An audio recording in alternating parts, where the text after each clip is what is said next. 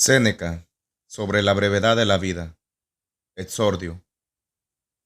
La mayor parte de los mortales, Paulino, se queja a una voz de la malicia de la naturaleza, porque se nos ha engendrado para un periodo escaso, porque el espacio de tiempo que se nos da transcurre tan veloz, tan rápidamente que, con excepción de unos pocos, casi todos los demás quedan inhabilitados ya en la propia preparación de la vida. Y ante este mal, que según creen es general, no solloza solamente la masa y el vulgo necio. También este mismo sentimiento ha sacado quejas de personajes esclarecidos. Viene de ahí aquella proclama del más grande de los médicos, de que la vida es breve, la ciencia larga. Viene de ahí aquel pleito tan poco propio de un hombre sabio que Aristóteles planteó a la naturaleza, pues sería que ella le ha regalado a los animales una edad tan larga que alcanzan 5 o 10 generaciones, mientras que en el hombre, engendrado para tantas y tan grandes empresas, el límite se ha fijado mucho más acá. No tenemos un tiempo escaso, sino que perdemos mucho. La vida es lo bastante larga, y para realizar las cosas más importantes se nos ha otorgado con generosidad, si se emplea bien toda ella. Pero si se desparrama en la ostentación y la dejadez, donde no se gasta en nada bueno, cuando al fin nos acosa el inevitable trance final, nos damos cuenta de que ha pasado una vida que no supimos que estaba pasando. Es así, no recibimos una vida corta, sino que la hacemos corta. No somos menesterosos de ella, sino derrochadores, tal como unas riquezas cuantiosas y principescas, cuando caen en manos de un mal amo, en un instante se disipan, y al revés, cuando pese a ser escasas, se entregan a un buen custodio, crecen al emplearlas. Igualmente, la existencia se le expande mucho a quien bien la organiza. La humana locura. ¿Por qué nos quejamos de la naturaleza? Ella se porta benévolamente.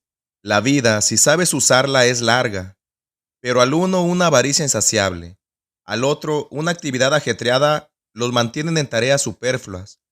El uno se empapa de vino, el otro languidece en la holganza, a este le fatiga una ambición siempre pendiente del sentir ajeno.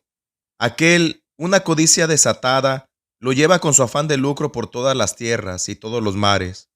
Algunos los atormenta la afición a la guerra, y están siempre empeñados en los riesgos ajenos y angustiados por los propios. Están los que por culpa de una frecuentación de sus superiores no correspondida, se consumen en una servidumbre voluntaria.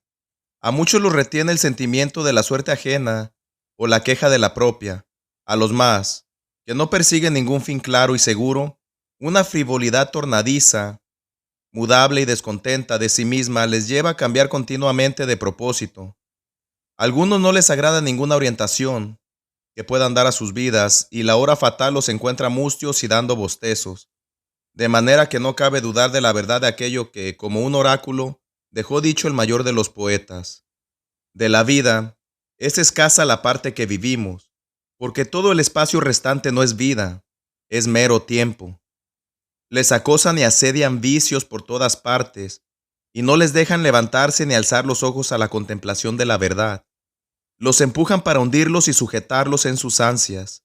Nunca se les permite recurrir a sí mismos. Si alguna vez acaso le toca en suerte algún descanso, como en mar profundo en el que incluso tras la ventolera sigue el balanceo, sobrenadan agitados, y jamás para ellos hay descanso de sus ansias. ¿Crees que estoy hablando de esos cuyos males son notorios? Mira aquellos otros a cuya prosperidad se arriman todos. Se ven ahogados por sus bienes.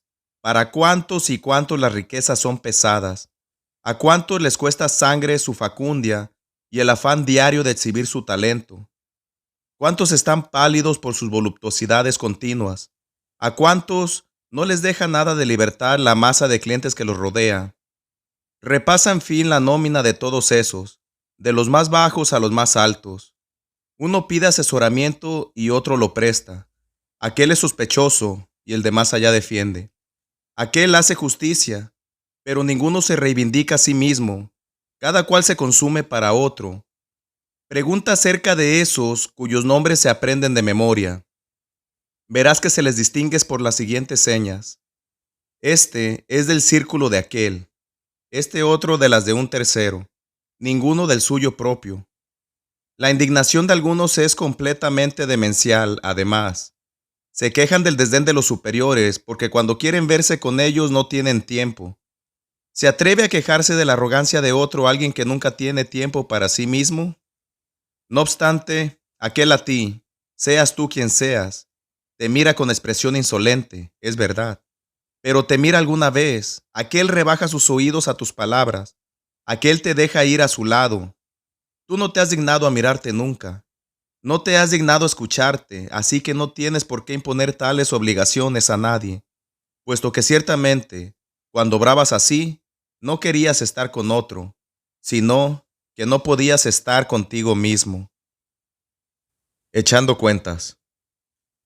Por más que todos los talentos que alguna vez brillaron estén de acuerdo en ello, nunca se asombrarán lo bastante de esta ceguera de la mente que muestran los hombres. No consienten que ninguno ocupe sus fincas. Si surge la menor disputa acerca del trazado de las lindes, recurren a pedradas y puñales. Dejan a otros adentrarse en sus vidas. Más todavía, por su propia cuenta, hacen que otros en adelante se adueñen de ella. No se halla nadie que quiera distribuir su dinero. La vida, en cambio, entre cuántos y cuántos la reparte cada cual. La gente es estricta en preservar el patrimonio. En cuanto llega la hora de perder tiempo, es muy derrochadora de aquello en lo que únicamente es honroso ser avaro.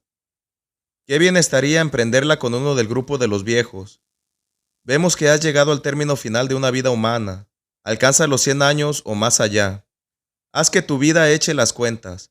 De ese tiempo extrae cuánto se ha llevado el acreedor, cuánto la querida, cuánto el patrono, cuánto el cliente, cuánto el pleito con la esposa, cuánto el control de los esclavos, cuánto los desplazamientos por la ciudad para atender compromisos. Añade las enfermedades que artificialmente nos ocasionamos. Añade lo que quedó tirado sin usar. Verás que tienes menos años de los que cuentas. Repasa contigo mismo en tu memoria cuándo has estado seguro de tus planes. ¿Qué jornada entre tantas ha resultado como proyectabas? ¿Cuándo has estado a disposición de ti mismo? ¿Cuándo la expresión de tu cara ha sido la que debiera? ¿Cuándo el ánimo estuvo sin miedo? ¿Qué labor tienes acabada en tan largo periodo? ¿Cuántos y cuántos han despedazado tu vida sin darte tu cuenta de lo que perdías? ¿Cuánto te ha quitado el resentimiento vano, la alegría estúpida, el deseo ansioso, las relaciones lisonjeras? Qué poco de lo tuyo se te ha dejado. Comprenderás que vas a morir prematuramente. Así que, ¿dónde está la razón de todo esto? Vivís como si fueras a vivir siempre. Nunca reparáis en vuestra fragilidad. No calculáis cuánto tiempo ha pasado ya para vosotros. Como si sacarais del total y sobrante lo perdéis. Cuando a las veces ese día precisamente que se le dedica a alguien o algún negocio sea acaso el último. Todo como mortales lo teméis, todo como inmortales lo anheláis. Oirás a la mayoría decir, a partir de los 50 me retiraré a descansar, los 60 años me librarán de obligaciones. Pero ¿a quién tomarás que te avale una vida lo bastante larga? ¿Quién dará permiso para que eso salga como dispones? ¿No te da vergüenza reservar para ti los rebojos de tu vida y destinar para el bien espiritual solo ese tiempo que no se puede dedicar a ninguna cosa? Qué tarde es empezar a vivir justamente cuando hay que dejarlo. Qué olvido de nuestra mortalidad, tan estúpido aplazar los planteamientos sensatos para los 50 o los 60 años y pretender empezar la vida en un momento al que pocos logran llegar. 3 ejemplos. A los hombres más poderosos y encumbrados verás que se les escapan frases que revelan que desean el tiempo libre. Lo alaban y lo prefieren a todos sus bienes. Ansían, entre tanto, si pudieran hacerlo sin riesgo, bajar de su cumbre, pues aunque desde fuera nada les amenace ni golpee, sobre sí misma su fortuna, ella sola, se derrumba. Augusto. El divino Augusto, a quien los dioses le concedieron más cosas que a nadie, nunca dejó de suplicar descanso para su persona y de solicitar que lo eximieran de la política. Toda su conversación desembocaba en eso de esperar su jubilación. Distraía sus fatigas con este consuelo, aunque engañoso, dulce al menos, de un día llegar a vivir para provecho propio. En cierta carta que mandó al Senado, Después de prometer que su retiro no estaría exento de dignidad, ni discreparía de su anterior prestigio, hallé estas palabras: pero esas cosas son más bonitas de hacer que de prometer. Aunque a mí las ganas de un tiempo tan deseable me han arrastrado tan lejos que, como la alegría de la realidad se aplaza de momento, percibo de antemano algo de gusto a partir tan solo de dulces palabras. El tiempo libre le pareció una cosa tan grande que la tomó de antemano con la imaginación, ya que en la práctica no podía. El que veía que todos los asuntos dependían de él solo, el que asignaba su suerte a hombres y naciones, imaginaba con la mayor alegría el día en que se despojara de su grandeza. Había comprobado cuánto sudor le costaban aquellos bienes que resplandecían por todas las tierras, cuántas preocupaciones secretas tapaban, obligado a lidiar con las armas contra conciudadanos primero, después contra colegas, finalmente contra parientes. Derramó sangre en mar y tierra, viajando en torno a través de Macedonia, Sicilia, Egipto, Siria y Asia, y casi todos los territorios. Dirigió contra enemigos exteriores unos ejércitos ya cansados de matar romanos, mientras pacifica los Alpes y sojuzga enemigos presentes en medio de un imperio pacificado, mientras desplaza las fronteras más allá del Rin y del Éufrates y del Danubio. En la propia Roma las espadas de Murena, Cepión, Lépido, Ignacio y otros contra él se afilaban. Todavía no había escapado a las acechanzas de estos, y ya su hija, y tantos jóvenes nobles comprometidos a manera de juramento, mediante adulterio, también Julo, y otra vez una mujer temible en compañía de un Antonio, aterrorizaban su edad quebrantada. Había sajado estas llagas junto con los propios miembros. Otras brotaban por debajo, como un cuerpo cargado de mucha sangre reventaba por alguna otra parte. Con que añoraba el tiempo libre, esperándolo e imaginándolo reposaban sus fatigas. Esta era la plegaria de aquel que podía hacer que se cumplieran las plegarias de los otros. Cicerón.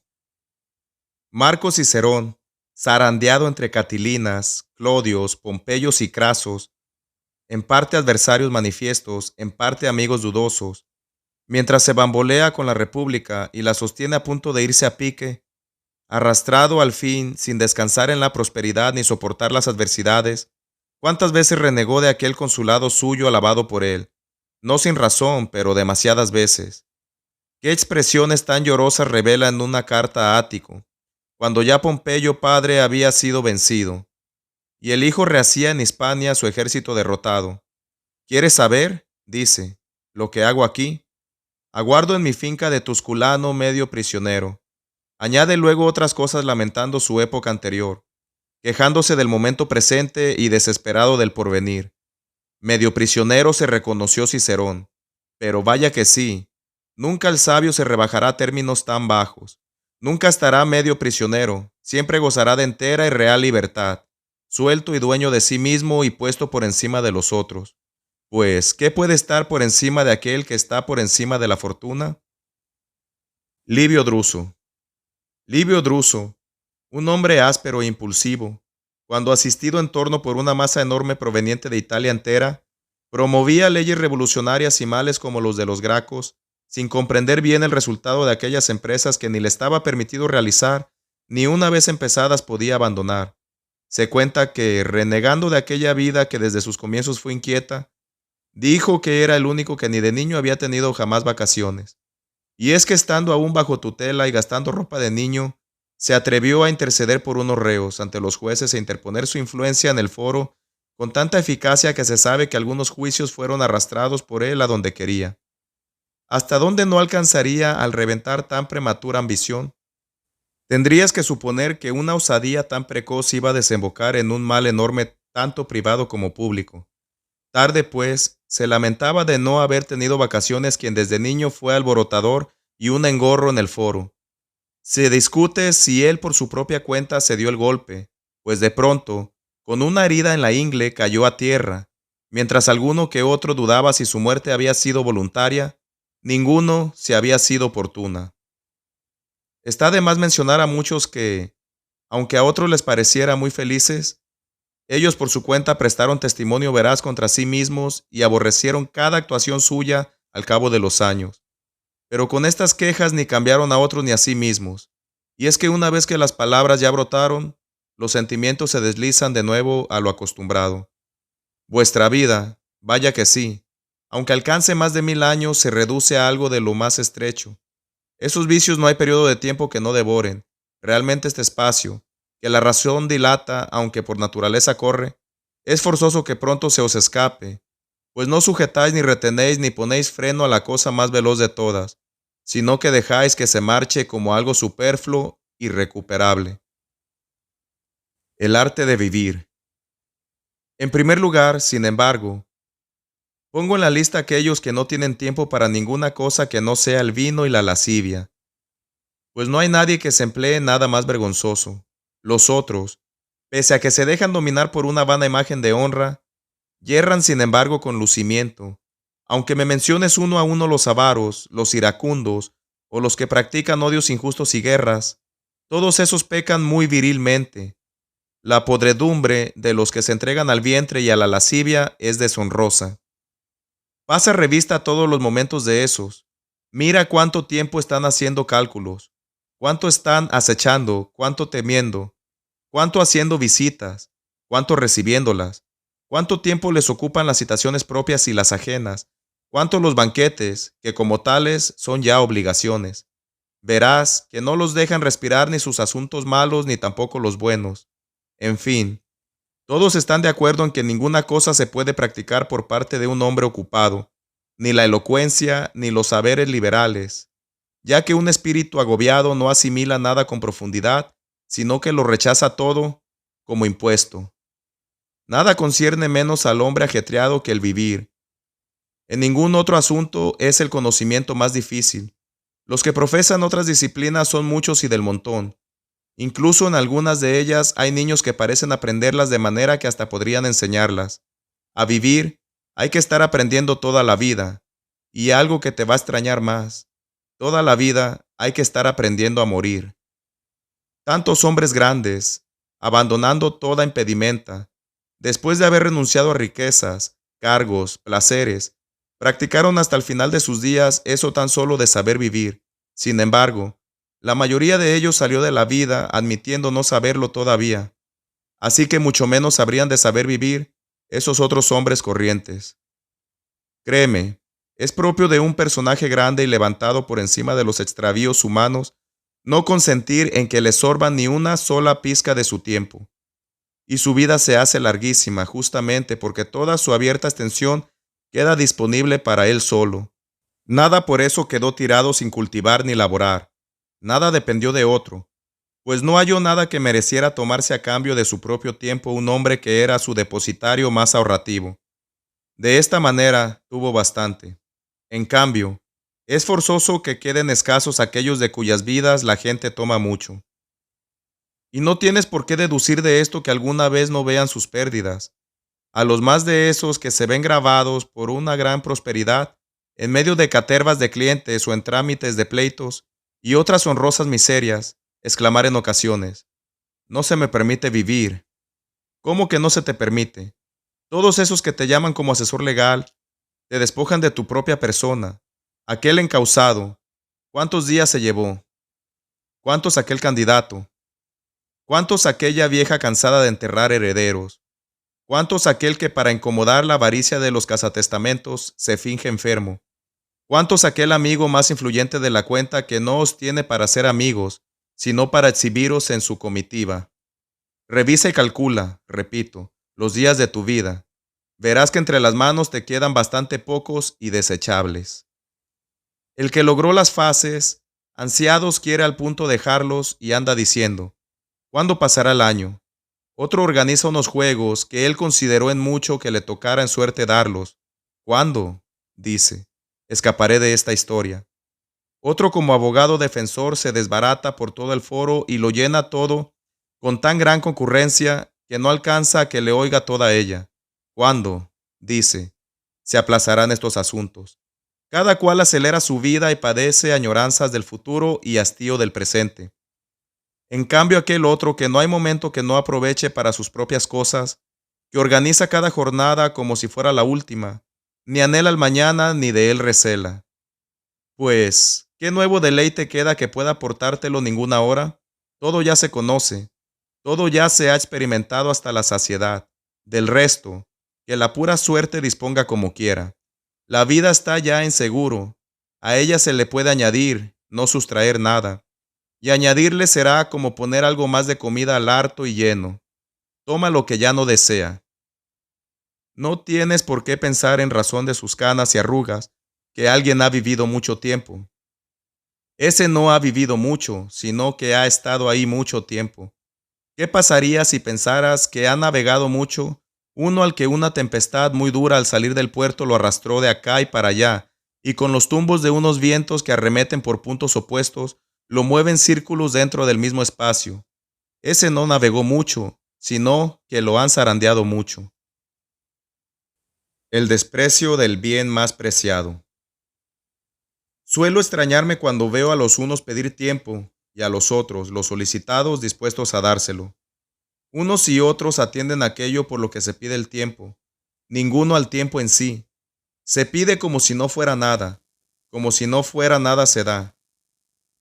Se juega con el bien más valioso de todos, pero los engaña el que sea un bien incorpóreo, el que no esté a la vista, de manera que se considera muy barato, más todavía que su precio es casi nada. Las pensiones, los subsidios, la gente las recibe con mucho cariño, y en ellos invierte su esfuerzo, su trabajo o su empeño. Nadie aprecia el tiempo. Se le maneja con soltura como si fuera gratuito. Ahora bien, esos mismos, mira cómo cuando enferman, si hay de verdad peligro de muerte, se postran suplicantes ante los médicos, como si temen la pena de muerte. Están dispuestos a gastar todo lo que tienen con tal de seguir vivos. Tan grande es en ellos la disparidad de sus sentimientos, y es que si, tal como el de los pasados, se le pudiera poner delante a cada cual el número de sus años futuros, ¿cómo temblarían al ver que les quedaban pocos? ¿Cómo mirarían por ellos? Como que es fácil administrar lo positivo, aunque sea escaso. Hay que guardar con mayor cuidado aquello que no sabes cuándo habrá de faltarte. Y no tienes por qué pensar, sin embargo, que ellos desconozcan lo mucho que vale esa cosa. Suelen decir a los que quieren muchísimo que están dispuestos a darles una parte de sus años.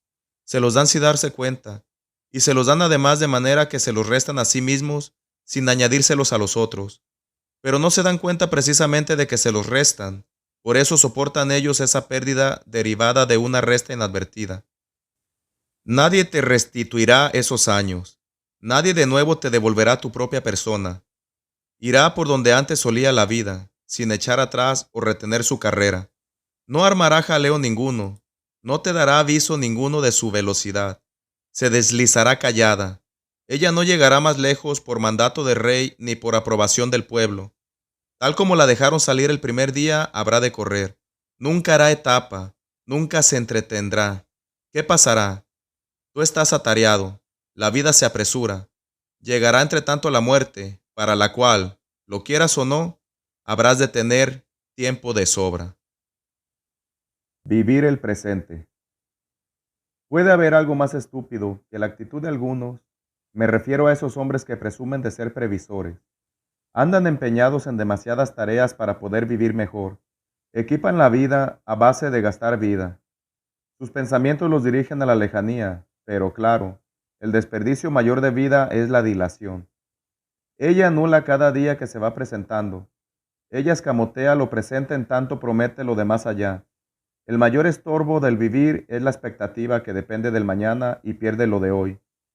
Dispones de lo que está puesto en manos de la suerte. Abandonas lo que está en las tuyas. ¿A dónde miras? ¿A dónde te orientas? Todas las cosas venideras quedan en la incertidumbre. Vive de inmediato. Ahí tenemos al más grande poeta que vocea y, como acicateado por un espasmo divino, canta su verso saludable. Cada día bueno que a los pobres mortales les llega en la vida es el primero que escapa. ¿Cómo es que vacilas? Dice. ¿Cómo es que te paras? Si no te adelantas a tomarlo, escapa. Y aunque te adelantes, escapará. De modo que hay que combatir contra la celeridad del tiempo mediante la rapidez en hacer uso de él. Y como de torrente raudo y que no va a correr siempre, hay que absorber rápido. También es muy atinado para tachar toda idea difusa el que no diga cada edad buena, sino cada día. ¿Cómo es que despreocupado tú y perezoso ante la huida de tantos momentos, te prometes en adelante meses y años en larga fila, según le parezca bien a tus deseos? Te está hablando de un día y de este que ya se te escapa, porque ¿acaso hay duda de que el día mejor es el primero que se le escapa a los pobres mortales, esto es, a los atareados? Sus actitudes infantiles las abruma una vejez a la que llegan desprevenidos e inermes, pues nada se ha previsto. Se topan con ella de pronto y sin esperarlo, no se daban cuenta de que se les acercaba cada día. Tal como una charla o una lectura o alguna reflexión más atenta engaña a los que van de viaje y ven que han llegado antes de ver que les quedaba poco. Así es este viaje de la vida, continuo y aceleradísimo, que recorremos con el mismo paso despiertos y dormidos. No se les descubre a los atareados si no es cuando ya acaba. Recuerdos y esperanzas. En lo que vengo planteando, si quisiera desarrollarlo por partes y puntos concretos, se me ocurrirían muchas cosas para demostrar que la vida de los atareados es muy corta. Solía decir Fabiano, un filósofo no de esos entronizados, sino de los auténticos y antiguos. Contra las pasiones hay que luchar al asalto, no con añagazas ni con golpes menudos, sino que hay que rechazar sus líneas en un ataque general. No aprobadas las sutilezas, pues, según él, había que aplastarlas, no que pellizcarlas. A pesar de todo esto, para sacar a esta gente de su error hay que instruirla, no solo criticarla. La vida se divide en tres momentos, el que ha sido, el que es y el que será. De ellos, el que ahora recorremos es corto, el que vamos a recorrer es dudoso, el que hemos recorrido es seguro. En este es justamente en el que la fortuna pierde todo derecho, pues no puede ya someterse de nuevo al albedrío de nadie. Eso es lo que se pierde en los atareados, pues ya no les queda tiempo para volver la vista al pasado. Y si les queda, les es desagradable el recuerdo de cosas de las que deben arrepentirse. A desgana, pues, dirigen su atención atrás hacia tiempos mal llevados, sin atreverse a tantear de nuevo momentos cuyos vicios, incluso los que merced a las alcahueterías del placer de entonces se les escamoteaban, se manifiestan ahora al repasarlos. Ninguno, si no es aquel que todo lo ha hecho a la vista de su propia censura, esa que nunca se deja engañar, se vuelve gustoso hacia el pasado. Aquel otro que con ansias ambicionó muchas cosas, despreció con soberbia, venció con prepotencia, engañó con alevosía, sustrajo con avaricia, gastó con derroche, es forzoso que tenga miedo de sus propios recuerdos. Y es que esa es una parte de nuestro tiempo consagrada y santa, situada más allá de todos los avatares humanos, excluida del poder de la suerte, ya que ni la carestía, ni el miedo, ni el ataque de las enfermedades la trastorna. Es imposible que la perturben o roben, su posesión es perdurable y sosegada. Los días solo están presentes uno a uno y divididos en momentos. En cambio, todos los días del tiempo pasado, no más deis la orden, se presentarán juntos, se dejarán examinar y retener a tu albedrío, cosa que los atareados no tienen tiempo de hacer. Es propio de una mente tranquila y serena recorrer todas las etapas de su propia vida. Los espíritus de los atareados, como puestos bajo un yugo, no pueden darse la vuelta y mirar atrás. Sus vidas se van, pues, a lo hondo y, así como no sirve de nada cualquier cosa que pese a todo eches dentro, si no hay debajo algo que lo recoja y retenga, así no importa nada el tiempo que se les quiera dar si no tiene dónde asentarse. Se escurre por unos espíritus rotos y agujereados. El tiempo presente es cortísimo, tanto que algunos creen que no es nada. Toda vez que siempre está de camino, discurre y se acelera. Deja de ser antes de llegar. Y no se permite una parada tal como tampoco se la permiten el firmamento y los astros, cuyo paso siempre inquieto nunca permanece en un mismo sitio, de manera que a los atareados solo les corresponde el tiempo presente, que es tan corto que no se puede agarrar, y ese mismo tiempo, puesto que están distraídos en tantas cosas, se les escamotea. Al encuentro de la muerte. En fin, ¿quieres saber hasta qué punto viven poco tiempo? Mira cuánto anhelan vivir largo tiempo. Ancianos decrépitos mendigan en sus oraciones el añadido de unos pocos años. Simulan ser de menor edad de la que son. Se halagan a sí mismos con mentiras, y se engañan tan a gusto como si a la vez le dieran el pego al destino. Ahora bien, cuando algún achaque les recuerda su mortalidad, mueren despavoridos, no como si salieran de la vida, sino como si los arrancaran de ella. Repiten a voces que han sido tontos por no haber vivido, y que si acaso escapan de aquella enfermedad, habrán de vivir en holganza. Piensan entonces cómo se han procurado tan en vano bienes de los que no gozarán. ¿Cómo ha resultado para nada todo ese esfuerzo?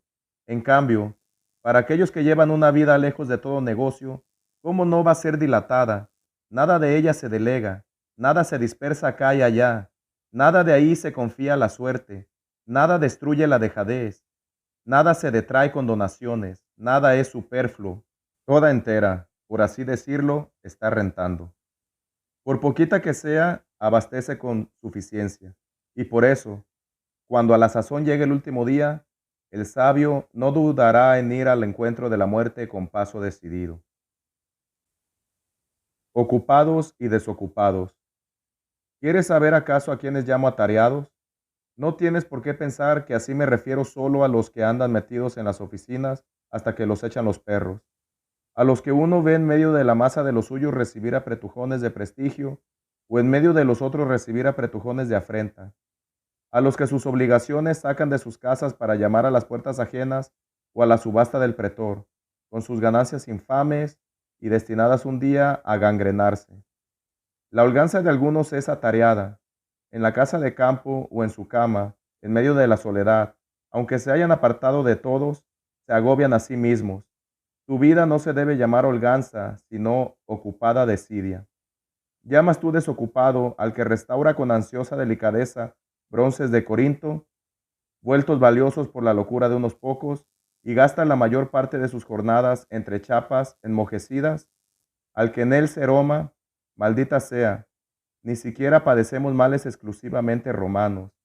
Se sienta a contemplar los combates de los muchachos, al que distribuye por parejas según edades y colores su rebaño de pringosos, al que ceba los atletas más de moda. ¿Cómo? ¿Llamas desocupados a los que pasan muchas horas en la barbería mientras le cortan lo poco que la noche antes le haya crecido el pelo? Mientras se delibera sobre cada uno de sus cabellos, mientras la melena, si está caída, se le hace regresar a su sitio, o si es escasa, se le echa de acá y allá a la fuerza sobre la frente. ¿De qué manera se enfadan si el barbero, como debe hacer cuando pela a un varón, fue un poco descuidado? ¿Cómo se ponen pálidos si se corta algo de sus crines, si algo queda fuera de su sitio, si no acaba todo con los rizos debidos? ¿Quién hay de esos que no prefiera que la república se trastorne antes que su melena? Que no ande más preocupado por la elegancia de su cabeza que por su vida, que no prefiera lucir mejor peinado que dignidad. ¿Llamas tú desocupados a esos que andan siempre atareados entre el peine y el espejo? ¿Qué me dices de aquellos que se afanan en componer, escuchar, aprender canciones, mientras retuercen en giros de modulación absurda la voz, cuya emisión correcta la naturaleza ha hecho que sea la mejor y más sencilla? De aquellos cuyos dedos resuenan continuamente por estar midiendo algún verso para sus adentros, de aquellos que, cuando comparecen para asuntos serios y a menudo hasta tristes, dejan oír una melodía en voz baja. Esos no tienen a disposición ocio, sino negocio absurdo. Sus banquetes, desde luego que no los consideraría yo entre sus momentos de ocio, pues veo con cuánto afán disponen la plata, con cuánto cuidado remangan las túnicas de sus favoritos, qué atentos están a ver cómo le queda el jabalí al cocinero, con qué rapidez, en cuanto se da la señal, los barbilampiños se dirigen cada uno a sus menesteres, con cuánta maña se trinchan las aves en filetes nunca excesivos, con qué esmero unos criaditos desdichados limpian los escupitajos de los borrachos. Con estas cosas se gana fama de refinados y elegantes, y hasta tal punto sus propios males los siguen a todos los rincones donde se retiran a vivir, que nunca comen ni beben sino para medrar. Tampoco deberías contar entre los desocupados a los que se desplazan acá y allá en silla o litera, y como si no las pudieran dejar, acuden a la hora exacta de cada traslado. A estos, algún otro les avisa cuándo tienen que bañarse, cuándo nadar, cuándo cenar. Hasta tal punto están rotos por la flojedad de un alma exquisita que no pueden saber por sí solos si tienen ganas de comer.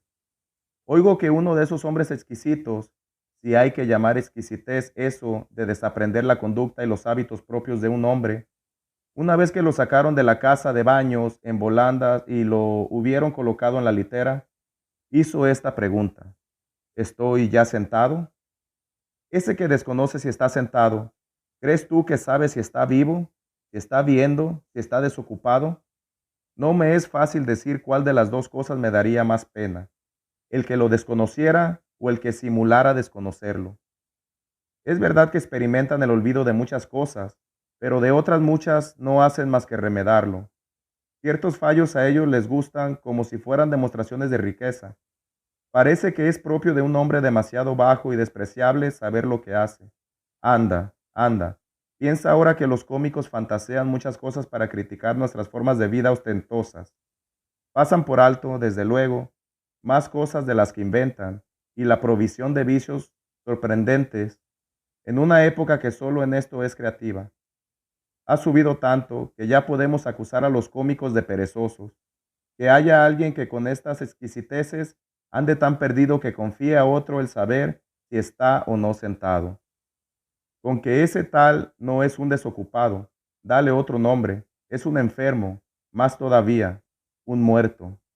Es un desocupado aquel que de su desocupación tiene también conciencia, pero ese medio muerto que para comprender las posturas de su cuerpo necesita un informante, ¿cómo puede ser dueño de tiempo alguno? El ocio de los hombres de letras. Es largo repasar los casos particulares de aquellos cuyas vidas consumen o el ajedrez, o la pelota, o el afán de broncearse al sol. No están desocupados aquellos cuyos placeres suponen mucha ocupación, porque nadie pondrá en duda que no hay cosa que no hagan sin esfuerzo grande los que se entretienen en inútiles estudios literarios. Una tropa que ya también en Roma es grande, propia de griegos fue esa enfermedad de indagar qué número de remeros llevaba Ulises, si se escribió primero la Ilíada o la Odisea, si las dos además son de un mismo autor, y más cosas de este tipo, las cuales, si tú las dejas para ti, nada aprovechan a tu íntima conciencia, y si las publicas, no parecerás más sabio, sino más pesado. Mira por dónde a los romanos también les atacó ese afán de aprender cosas superfluas. Por estos días he oído a un individuo relatar las empresas que hizo por vez primera cada general romano. El primero que ganó una batalla naval fue Duilio. El primero que en un desfile triunfal llevó elefantes fue Curio Dentato. Todavía esas cosas, aunque no atiendan a la gloria auténtica, al menos versan sobre casos de acciones civiles. No es beneficioso tal conocimiento, y es, sin embargo, capaz de entretenernos en asuntos brillantemente vanos. Dejemos también para los que indagan por ahí quién convenció primero a los romanos para que embarcaran. Fue Claudio, llamado Caudice, precisamente porque la trabazón de muchas tablas se llamaba entre los antiguos caudex. Por eso las tablas oficiales se denominan códices, y a los barcos todavía ahora que siguiendo una vieja práctica traen las provisiones por el Tíber, se llaman codiciarios. Bien haría el caso también eso de que Valerio Corvino fuera el primero que venció a Mesana, y el primero de la familia de los Valerios, que tomando el nombre de esa ciudad, tras conquistarla se llamó Mesana, y luego, cuando la gente poco a poco cambió las letras, le dijeron Mesala. No dejarás tal vez que cualquier otro se preocupe de que Sula fuera el primero que en el hipódromo ofreció un espectáculo de leones sueltos, pues antes se presentaban atados, al tiempo que el rey Boco envió unos lanceros para matarlos. También eso en buena hora se consienta, pero el que Pompeyo fuera el primero en haber ofrecido en el hipódromo una lucha de 18 elefantes enfrentados como en batalla a unos condenados, tiene que ver con ninguna cosa buena. El primero de la ciudadanía y entre los antiguos prohombres, según es fama, uno de calidad destacada, consideró un tipo de espectáculo memorable, eliminar personas de una manera nueva, se defienden, es poco, quedan desgarrados, es poco, que les triture la masa enorme de los animales. Mejor era que tales cosas cayeran en el olvido, para que luego ningún poderoso aprendiera y picado emulara una acción muy poco humanitaria. Oh, cuánta niebla pone delante de nuestras mentes la prosperidad grande. Él creyó estar entonces por encima de la naturaleza, al enfrentar tantas catervas de hombres desdichados a bestias nacidas bajo otro cielo, al meter guerra entre animales tan diferentes, al derramar mucha sangre a la vista del pueblo romano, al que pronto obligaría a derramar más todavía de la suya propia. Ese mismo más tarde, sin embargo, traicionado por la desleal Alejandría, se entregaría al último esclavo, para que lo traspasara, comprendiendo al fin la jactancia vana de su sobrenombre. Pero, para regresar al punto de donde me aparté, y mostrar en esta misma materia el esmero superfluo de algunos, ese mismo individuo contaba que Metelo, cuando marchaba en triunfo tras derrotar a los cartagineses en Sicilia, fue el único entre todos los romanos que llevó delante de su carro 120 elegantes cautivos, que Sula fue el último de los romanos que ensanchó el pomerío, el cual nunca fue costumbre entre los antiguos que se ensanchara con la adquisición de suelo provincial, sino itálico. Saber esto es más provechoso que saber que el monte Aventino estaba fuera del pomerío, como él aseguraba, por una de estas dos razones: bien porque la plebe se retiró allá, bien porque cuando Remo estaba oficiando los auspicios en ese lugar, no les llegaron las aves, e innumerables cosas además que o son falsas o poco menos que mentiras. Porque aunque uno admita que ellos dicen todas esas cosas de buena fe, aunque escriban para ilustrar, ¿a quién rebajarán sus errores tales cosas, sin embargo? ¿A quién le reprimirán sus deseos? ¿A quién harán más valiente, más justo, más generoso? Nuestro amigo Fabiano decía dudar a veces si no sería mejor no arrimarse a ningún estudio antes que enredarse en ellos. Dedica tu ocio a conversar con los sabios del pasado. Los únicos entre todos que están desocupados son los que dedican su tiempo a la sabiduría. Son los únicos que viven, pues no solo preservan bien su época, le añaden el tiempo todo. Sean los que sean los años que antes que ellos han transcurrido, ellos los adquieren para sí. Si no somos muy desagradecidos, aquellos celebérrimos iniciadores de dictámenes sagrados nacieron para nosotros, prepararon la vida para nosotros. Hacia bienes muy hermosos sacados de las tinieblas a la luz por el esfuerzo ajeno nos van llevando. No tenemos cerrado el paso hacia ninguna época. Nos admiten en todos lados, y si cabe con la grandeza de ánimo traspasar las angosturas de la poquedad humana, hay mucho tiempo por el que podemos pasearnos.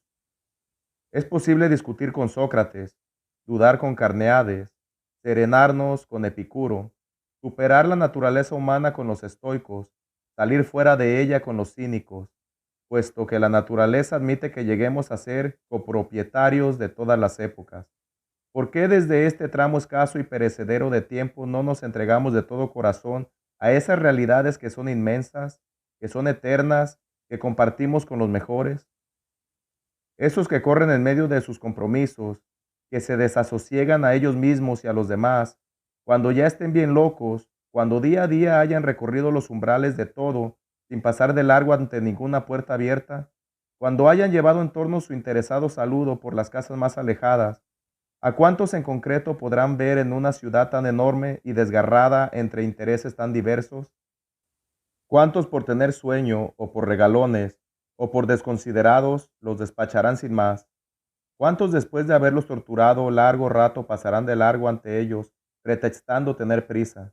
¿Cuántos evitarán asomar por el atrio atestado de clientes y escaparán por los oscuros pasillos de sus mansiones, como si no fuera más inhumano engañar que no tener en cuenta? ¿Cuántos, medio dormidos por el desenfreno de la víspera y enfadados con aquellos pobres que han roto su propio sueño para guardar a que otro despierte, repiten entre bostezos más que desdeñosos, con los labios apenas entreabiertos, el nombre que le han apuntado 1000 veces? ¿Pensamos que estos se entretienen en obligaciones auténticas?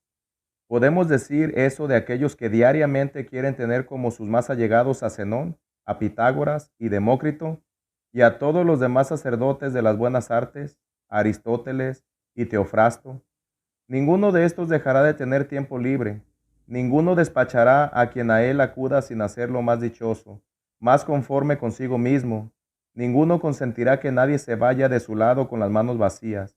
Reunirse con ellos de noche, reunirse de día, pueden hacerlo todos los mortales. Los sabios alargan y enriquecen tu vida. Ninguno de estos te obligará a morir, todos te enseñarán a ello. Ninguno de estos gastará tus años, te prestará los suyos. Con ninguno de estos será peligrosa la charla, con ninguno será la amistad comprometida, con ninguno costará caro el trato, tomarás de ellos lo que quieras, por ellos no quedará que tú les saques todo lo que seas capaz. ¡Qué prosperidad! ¡Qué hermosa vejez aguarda a aquel que se agrega a su clientela! Tendrá con quienes deliberar sobre las cuestiones más pequeñas y sobre las más grandes, a quienes consultar diariamente sobre sí mismo, de quienes oír la verdad sin destoro, recibir alabanza sin adulación, a quienes hacerse semejante. Solemos decir que no estuvo en nuestro poder qué clase de padres había de caernos en suerte, que se nos dieron por azar. Ahora bien, a nosotros se nos permite nacer a nuestro albedrío. Están ahí las familias de los más nobles talentos. Escoge en cuál quieres entrar. Tu adopción no solo te dará un nombre, sino esos bienes justamente que no habrá que custodiar con mezquindad ni malicia. Se irán haciendo tanto mayores cuanto con más gente los compartas. Estos te proporcionarán un camino hacia la eternidad y te alzarán a un sitio de donde a nadie echan abajo. Este es el único método de extender nuestra condición de mortales y hasta de transformarnos en inmortales. Los cargos, los monumentos, cualquier cosa que la ambición consigue, sea con nombramientos o edificaciones, pronto cae. No hay nada que no lo derruya una larga vejez y lo revoque. No puede en cambio perjudicar a los bienes consagrados por la sabiduría. Ninguna edad los abolirá, ninguna los achicará. La siguiente y la que luego venga le añadirán siempre algo más de prestigio, puesto que la envidia se ejerce en lo cercano y admiramos con mayor franqueza las cosas lejanas. De manera que la vida del sabio se extiende mucho. A él no lo encierran los mismos límites que a los otros. Es el único que se ve libre de las leyes del género humano. Todas las épocas, como a un Dios, le prestan servicio.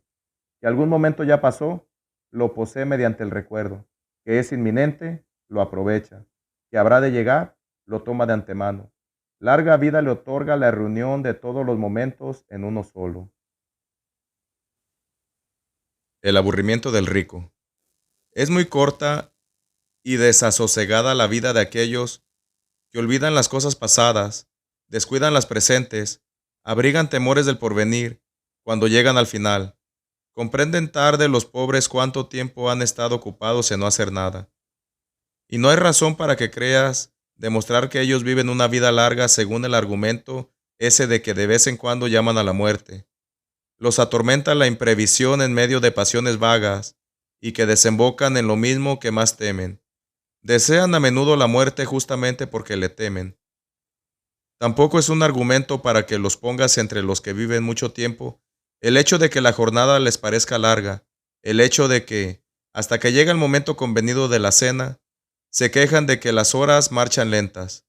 Y es que si alguna vez las ocupaciones los dejan libres, se requeman desamparados en medio de la desocupación y no saben cómo organizarla, cómo salvarla, de manera que aguardan alguna ocupación concreta y todo el tiempo que hay en medio les es pesado. Tanto, vaya que sí, como cuando se ha anunciado la fecha de un espectáculo de gladiadores, o cuando se espera la convocatoria de un festival o una diversión, quieren saltarse los días intermedios. Toda dilación del acontecimiento esperado es para ellos larga, en cambio ese momento que desean es breve y veloz, y mucho más breve por culpa de su fallo. Pasan huyendo de un sitio a otro, y no pueden detenerse en un solo deseo. Los días no son para ellos largos, sino odiosos. Por el contrario, qué escasas les parecen las noches que pasan en brazos de sus putas o entre copas. De ahí vino también el delirio de esos poetas que alimentaban con sus fábulas los errores de los hombres, pues según ellos, Júpiter, lisonjeado, las delicias de la cohabitación, hizo que una noche durara el doble.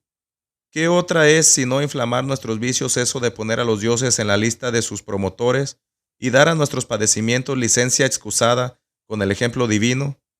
¿Pueden a esos no parecerles cortísimas unas noches que compran tan caras? Pierden el día aguantando la noche y la noche temiendo el alba. La frustración del poderoso. Hasta sus placeres son asustadizos, y se ven alterados por diversos terrores. Cuando andan más alegres se les viene este pensamiento angustioso: ¿cuánto tiempo durará esto? Por causa de este sentimiento los reyes protestan de su propio poderío, y no les complace su inmensa suerte, sino que el final que alguna vez llegará les espanta.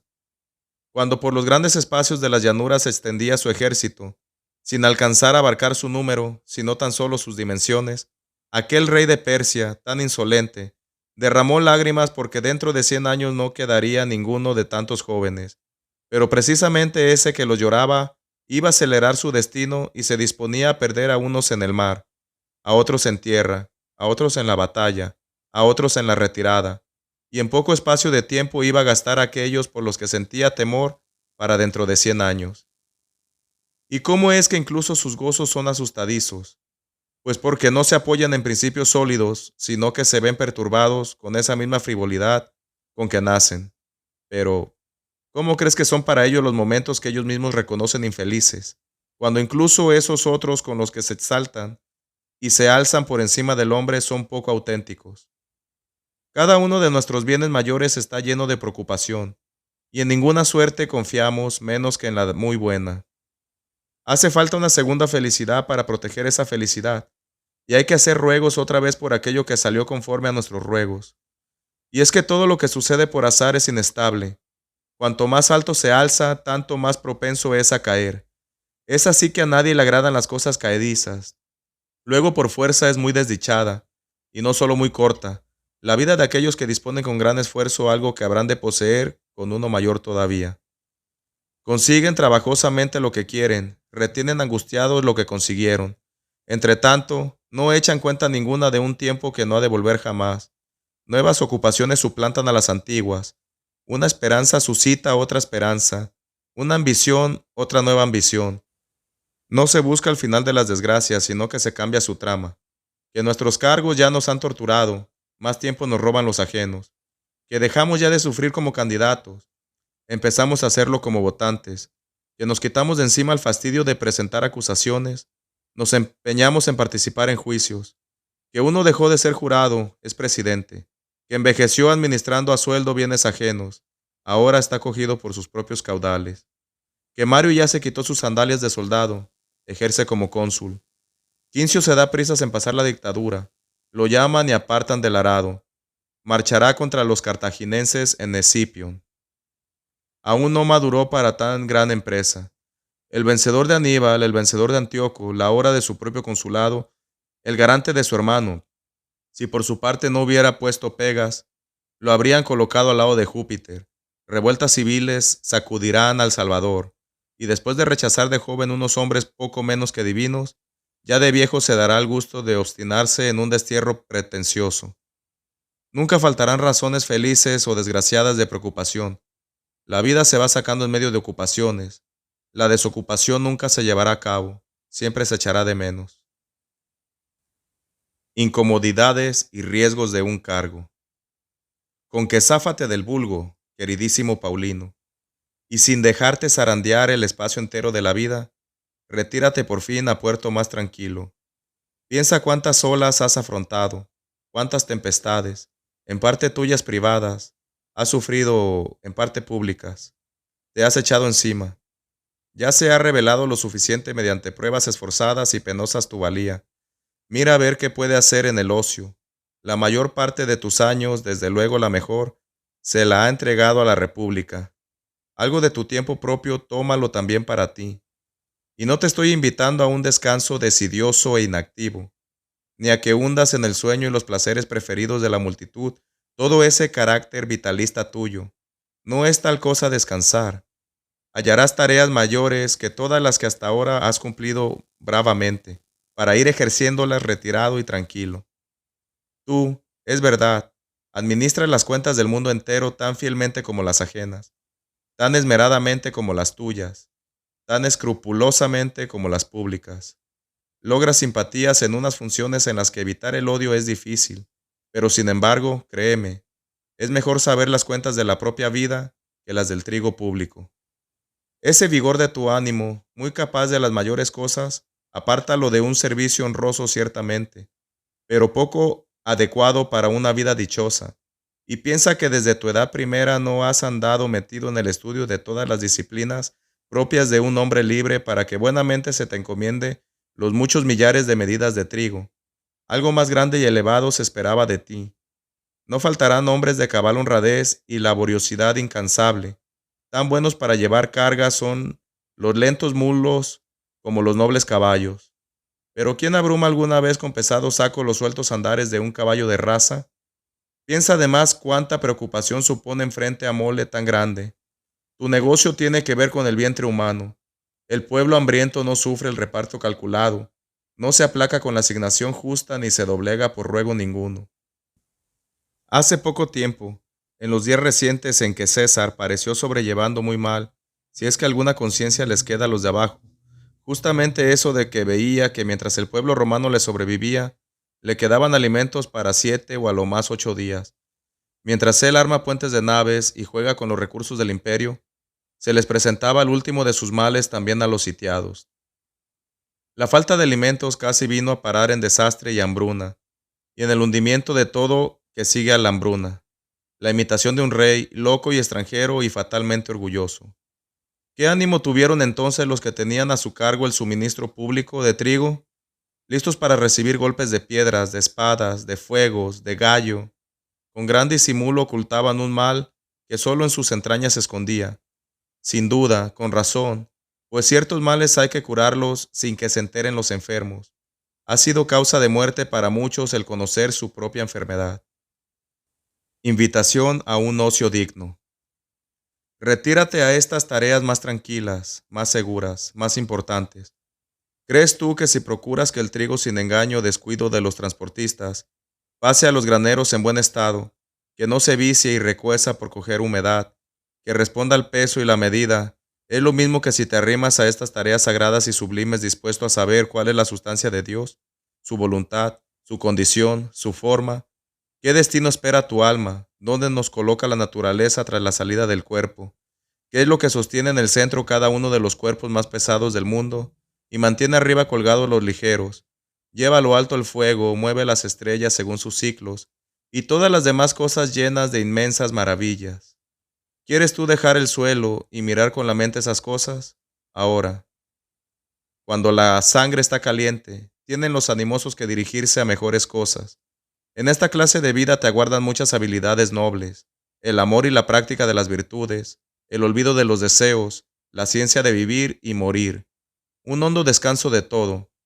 La condición de todos los atareados es desde luego desdichada, pero es la más miserable la de aquellos que ni siquiera se afanan en sus propias ocupaciones. Duermen según el sueño de otro, caminan según los pasos de otro, reciben órdenes para amar y odiar, que son las acciones más libres de todas. Si estos quieren acaso saber lo corta que es su vida, que piensen en qué proporción es suya propia. Jubilarse a tiempo.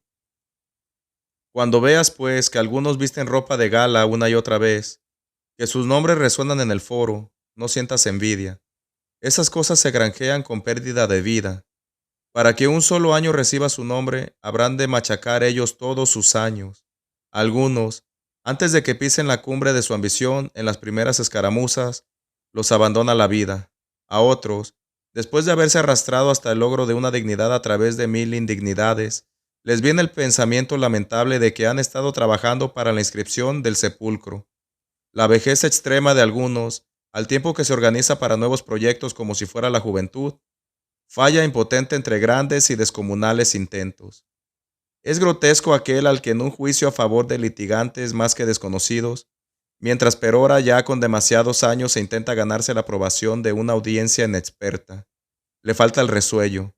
Está mal visto aquel que cansado antes de vivir que de trabajar se derrumba en medio de sus tareas. Está mal visto aquel que a punto de morirse pide que le rindan cuentas y provoca la risa del que lleva mucho tiempo esperando la herencia. No puedo pasar por alto un caso que me viene a la memoria. Turanio fue un anciano de escrupulosa laboriosidad que, pasado ya los 90 años, cuando recibió de manos de César la licencia de un cargo, mandó que lo amortajaran en la cama y que la familia puesta alrededor lo llorara como muerto. La casa hacía duelo por el ocio de su señor anciano y no acabó sus lloros si no es cuando se le devolvieron sus funciones. Hasta tal punto le gusta a la gente morir ocupada. La misma actitud tiene la mayoría. Les dura más tiempo el deseo de trabajar que la capacidad. Combaten contra la flaqueza del cuerpo. A la propia vejez no la consideran pesada por ningún concepto, si no es porque los pone aparte. La ley no alista a nadie como soldado a partir de los 50. A partir de los 60 ya no convoca al senador. La gente tiene más dificultades para conseguir la jubilación por ella misma que por la ley. Entretanto, mientras se ven arrastrados y arrastran ellos, mientras los unos interrumpen el descanso de los otros, mientras son desdichados por turno, su vida es sin provecho, sin deleite, sin ningún progreso espiritual. Ninguno tiene la muerte a la vista, ninguno deja de extender sus esperanzas hasta lejos, y algunos hasta organizan las cosas más allá de la propia vida, moles inmensas para su sepulcro y asignaciones para obras públicas, y espectáculos ante la pira y exequias pretenciosas. Pero maldita sea, los funerales de esos, como si hubieran vivido muy poco, habría que celebrarlos con hachones y cirios.